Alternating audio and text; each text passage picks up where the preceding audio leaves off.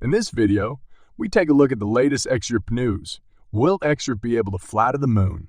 Right answer: Ripple won a partial success in the Ripple SEC legal struggle this year when Judge Annalisa Torres decided in its favor. The SEC's appeal was likewise refused, and Ripple's CEO and co-founder's lawsuit was dismissed. The SEC intends to meet and discuss with Ripple on November 9, according to a letter to Judge Torres. The conclusion of the November 9 meeting might have far-reaching consequences for Ripple, XRP, and the cryptocurrency industry as a whole. The purpose of this conference is to consider possible remedies for Ripple's alleged Section 5 breaches. This meeting is a major move in Ripple's continuing legal struggle with the SEC. While the specifics of the meeting have yet to be revealed, it is a significant moment in the case. This meeting is anticipated to set the path for further conversations about alternative remedies and the ultimate resolution of the case. Many in the cryptocurrency and legal communities are keeping a close watch on this day. Legal experts believe the SEC's prospects of prevailing are small, and even if they do, the procedure would be lengthy and convoluted. The SEC would have to go through many hearings and appeals, perhaps prolonging the case for a long time. More developments on this litigation are expected, but the good news is that XRP's position as a non-security is unlikely to alter. The bad news is that the matter may take some time to resolve. On Monday, XRP joined the rest of the crypto market in the green. The prospect of the SEC's permitting Bytes spotted fueled demand for cryptos. The expectation for a resolution in the current SEC's UV Ripple lawsuit, on the other hand, contributed to the three-day winning run. The SEC dismissed the accusations against Brad Garlinghouse and Chris Larsen last week. Notably, the SEC also informed the court of continuing attempts by the SEC and Ripple to reach an agreement on remedies to the accusations brought against Ripple. The allegations were specifically connected to Section 5 infractions regarding its institutional sales of XRP, according to the court filing. One school of thought is that the SEC wants to resolve the remaining charges in order to accelerate an appeal of the programmatic sales verdict. Others saw Ripple to be in a stronger position in light of the Hinman speech-related papers. The SEC requested that the court grant the two parties until November 9 to resolve the remaining charges. The SEC's UV Ripple issue will continue to be a focus for investors. Without challenging the programmatic sales judgment, progress toward a settlement and in SEC, a court would be beneficial to XRP. In addition to the SEC UV Ripple case, the SEC UV Coinbase Coin lawsuit will continue to pique investor attention. Investors are awaiting a court decision on Coinbase's move to dismiss MIT. Coinbase said the SEC lacks the legal authority to oversee the cryptocurrency industry. To recap, the SEC accused Coinbase of acting as an unlicensed securities exchange, broker, and clearing agency. The unlicensed offering and sale of securities in conjunction with its staking as a service scheme was also charged. John E. Deaton, the creator of CryptoLaw, U.S. and an amicus curiae attorney, recently expressed his thoughts on the potential impact of the SEC UV Coinbase case on the Ripple issue. Attorneys working for the United States Securities and Exchange Commission have made it public that they intend to fight any accusations that have been lodged against the chief executive officer of Ripple and the executive chair of the company, Chris Larsen. In a document submitted on October 19 to the United States District Court for the Southern District of New York, the Securities and Exchange Commission, SEC, informed the court that the parties engaged in its lawsuit against Ripple have stipulated to the dismissal with prejudice, indicating that there was no need to schedule an imminent trial.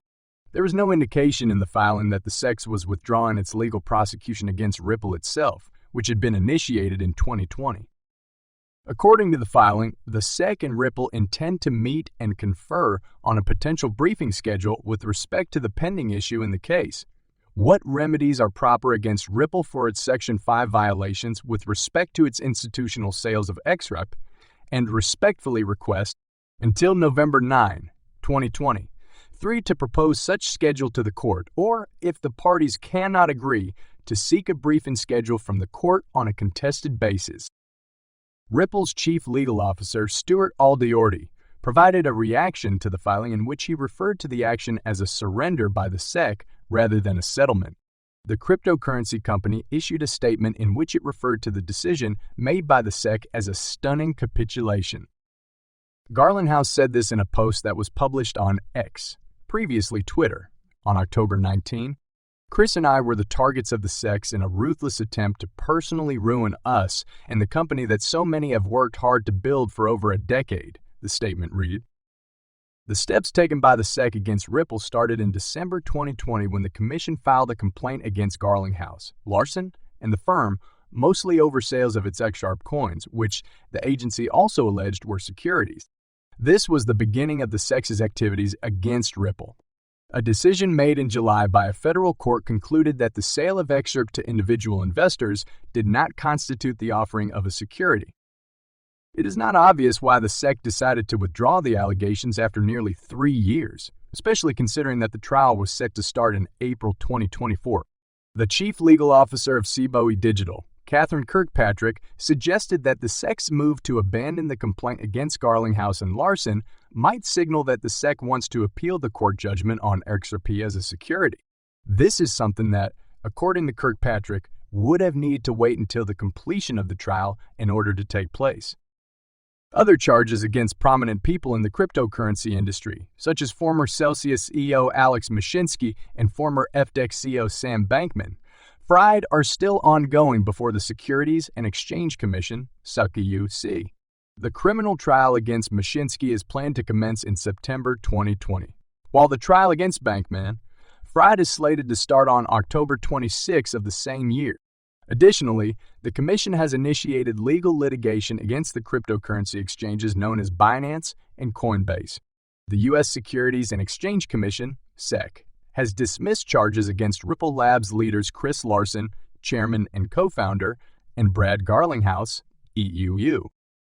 Plaintiff, SEC, respectfully notified the court of the stipulated dismissal of the SEC's pending claims against defendants Christian Larson and Bradley Garlinghouse. A filing sent to the court said, notably, the court made this clear yesterday in briefing by pro-XRP counsel James K. Fillon. The news sparked responses from members of the XRP community, with Ripple close Stuart Aldiorti remarking on the SEC's decision to drop the lawsuit against Larson and Garlinghouse. In a statement, Aldiorti claimed that the SEC erred in going after the company's executives, which led to the company's surrender. Surprisingly, Ripple's chief legal officer described the action as a capitulation by the SEC rather than a settlement. Other XRP supporters, in addition to Aldiorti, responded to the news. According to one critic, the regulator withdrew the accusations in order to avoid losing for the third time in a row. Remember that the court found on July 13 that most XRP transactions that the SEC claims are securities are not. In addition, the court refused the SEC's motion to certify an interlocutory appeal. Notably, the court's decision on the April 2024 trial may have been a game-changer in the case. The dismissal of the lawsuit is a significant victory for Ripple, causing the price of XRP to surge.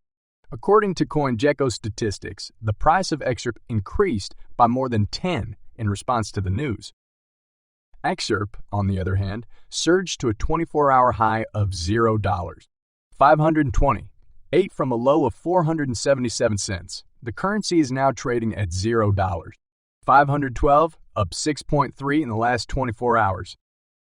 It is worth noting that the SEC first charged Garlinghouse and Larson with assisting Ripple Labs in breaching securities laws via the selling of XRP to institutional investors.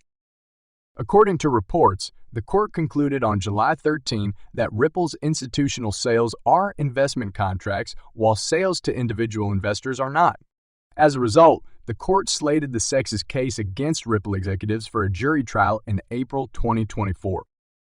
There will be no trial in April 2024 since the SEC dismissed the accusations against Garlinghouse and Larson.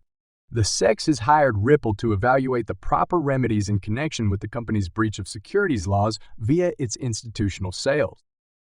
Following the stage of remedies, the SEC might pursue a complete appeal of the case, contesting the court's finding on programmatic sales and other distributions.